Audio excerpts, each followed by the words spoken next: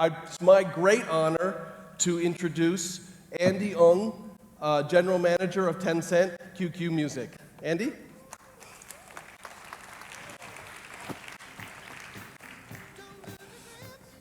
Please have a seat.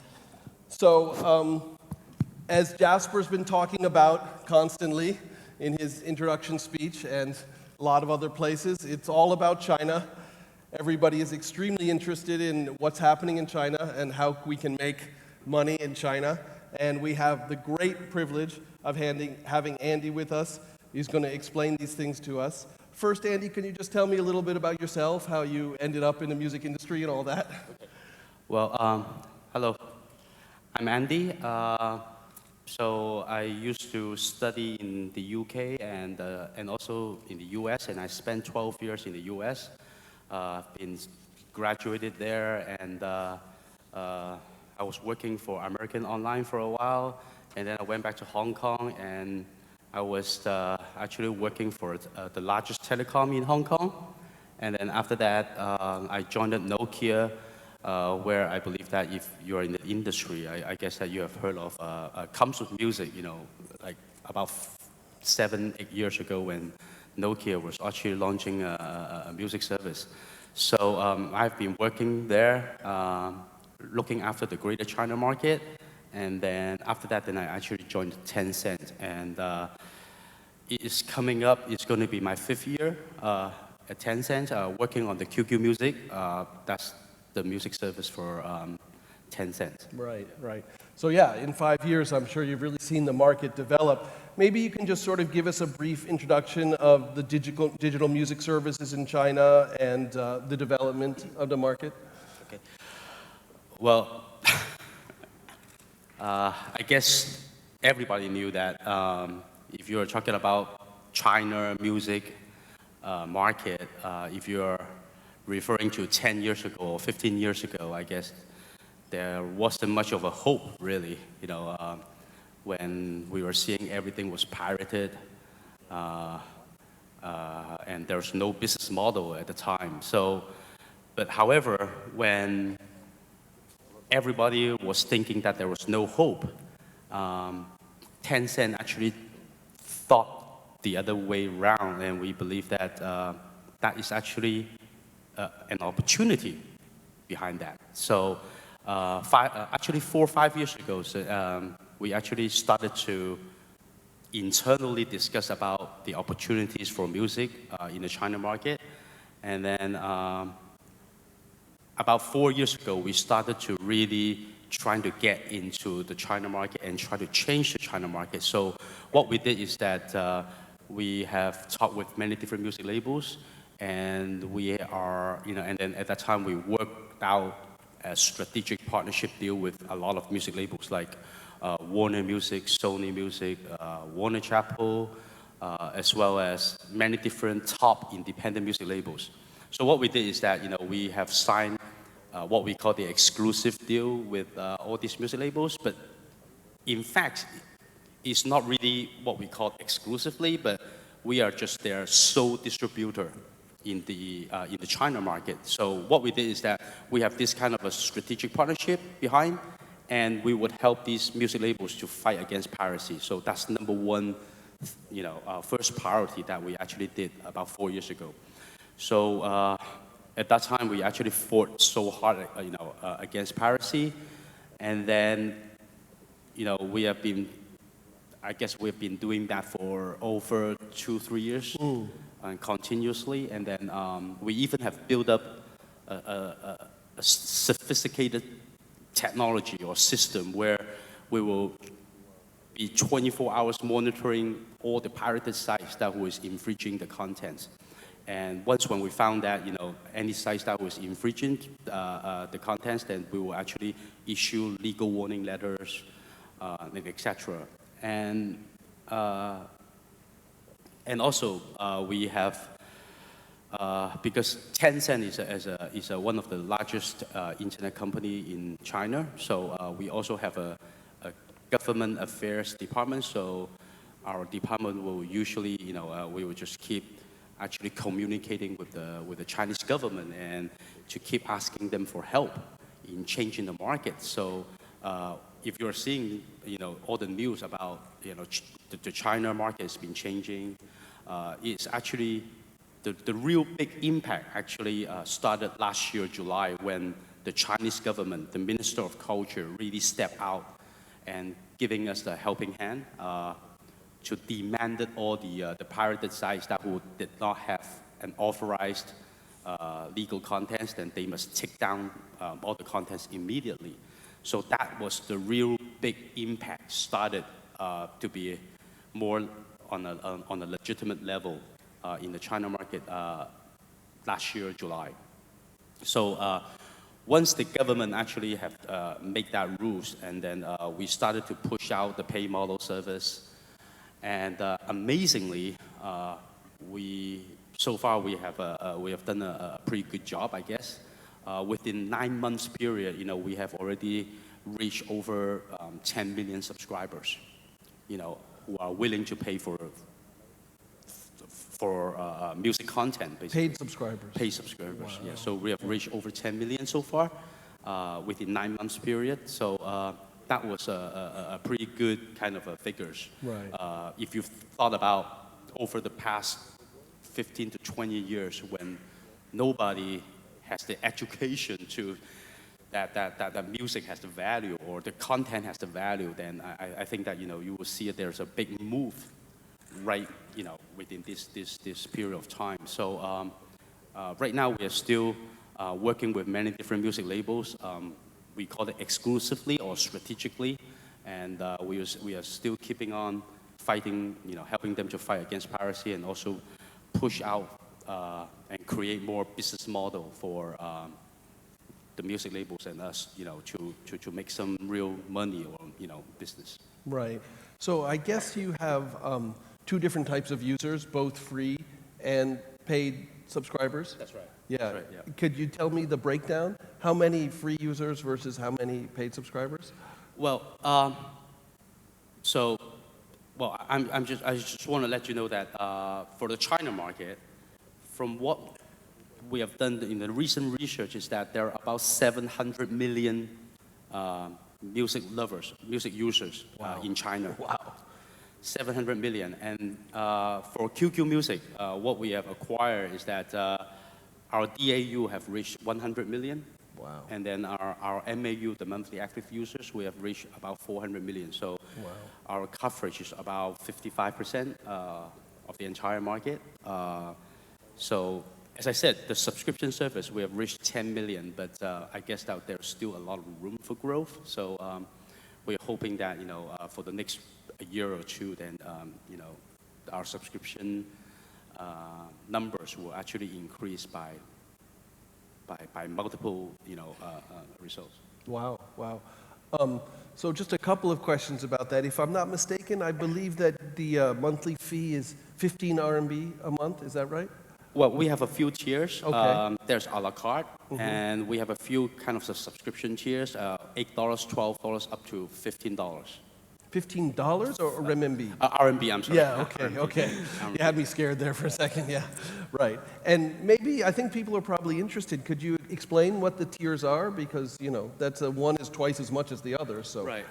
Well, basically, we target these as, there are 3 layers, right? Number one is that, if you subscribe for the first services, then you get a better quality of the streaming, the quality of sound.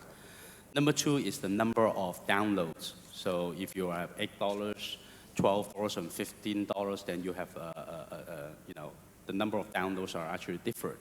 And for $15, we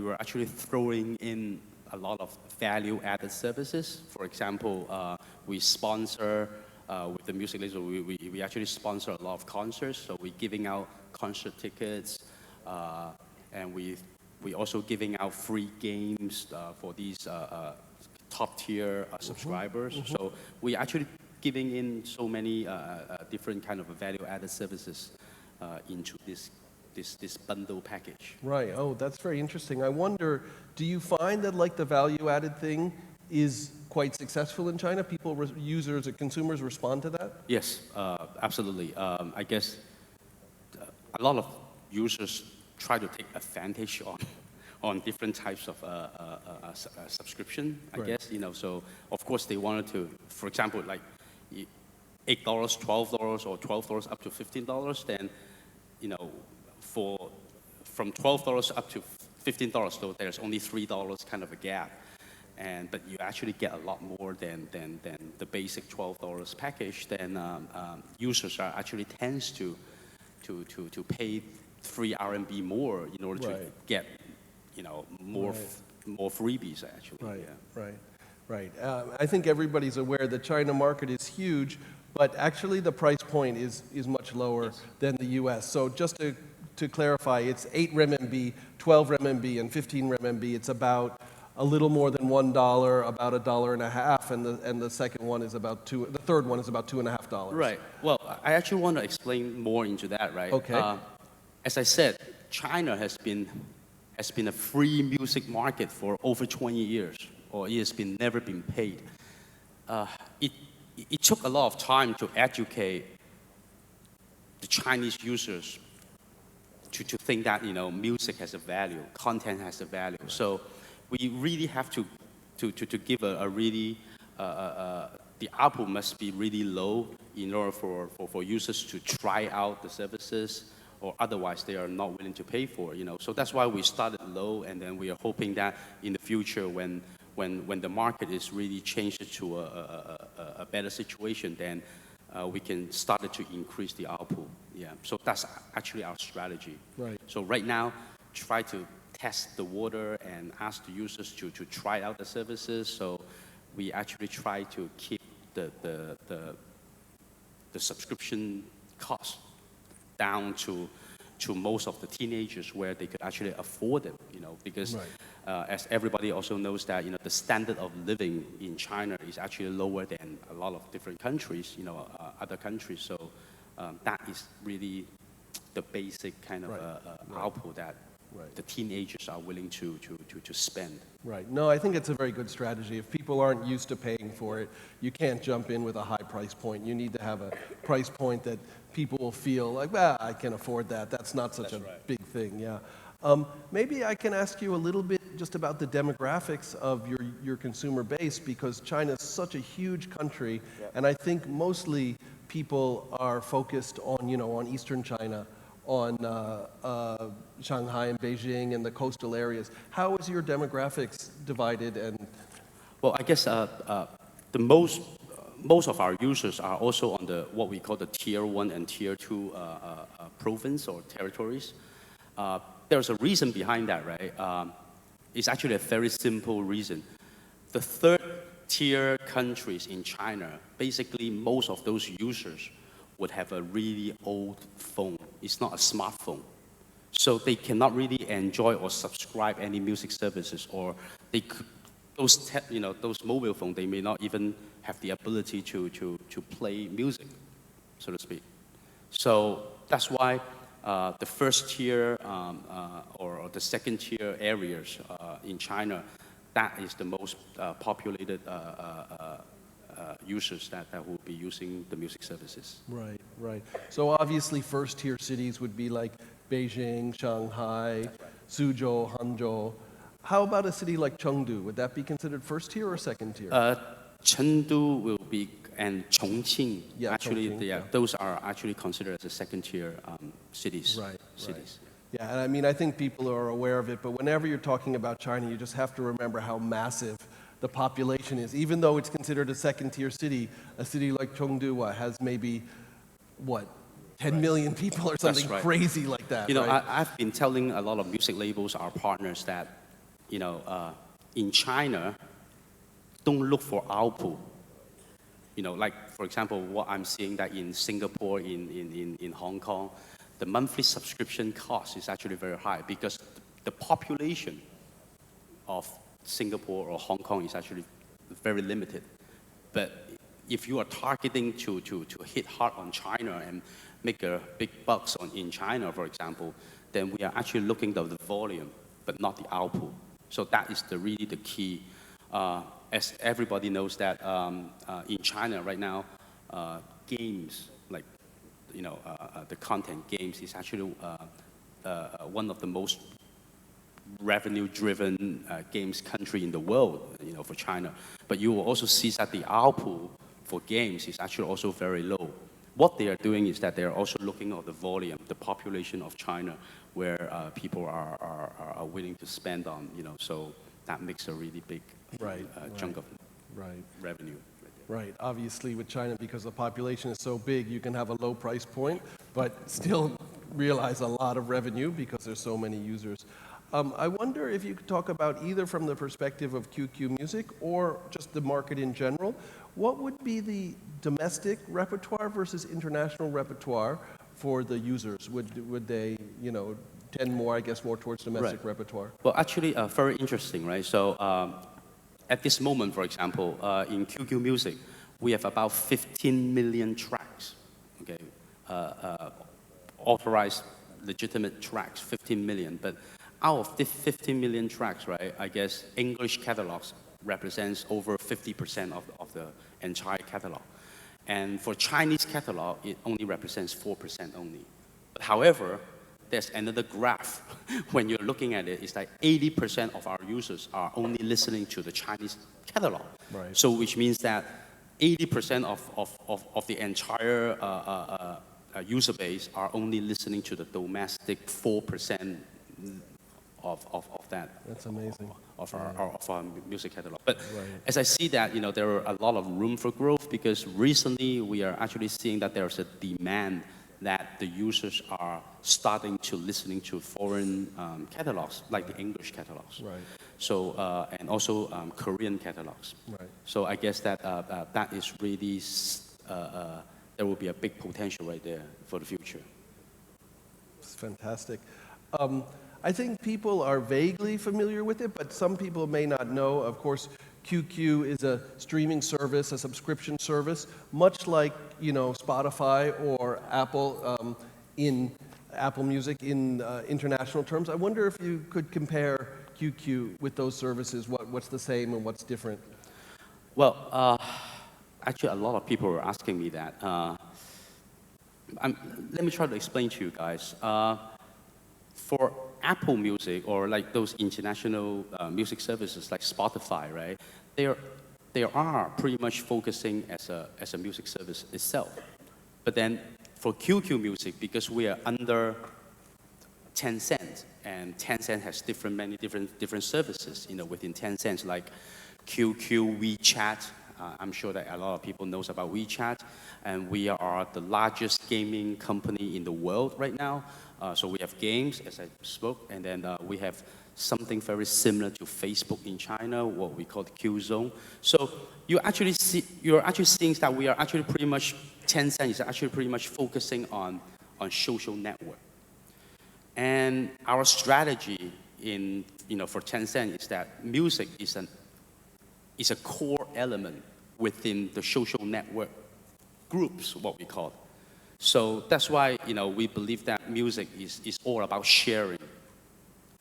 So you will actually see that we actually blend in our music services into different social network services, like WeChat, where you can actually share your music in WeChat to your friends, and then QQ, where your friends could actually knows what you are listening to. So we actually put in a lot of music elements into our social network services, so that it makes it as a social network elements rather than purely a music standalone services. Right, fantastic.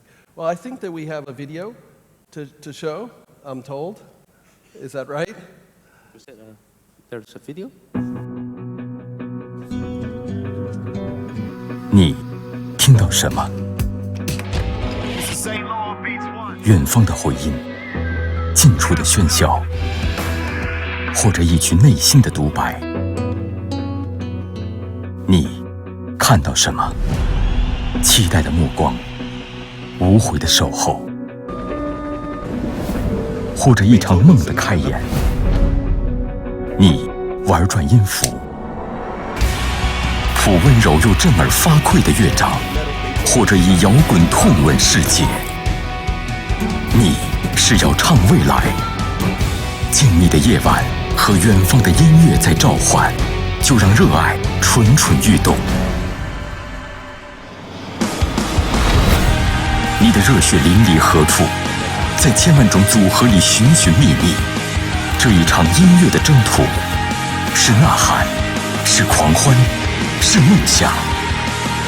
你曾失望踌躇，却不曾割舍热爱，捍卫音符的信念，让声音柔软，让梦想铿锵。未来的音乐由你唱响，音乐的未来由你而创。卸下你的防备，屏蔽所有耳外的分贝，与我们一起探索一个全新的世界。QQ 音乐，给你一个想要的未来。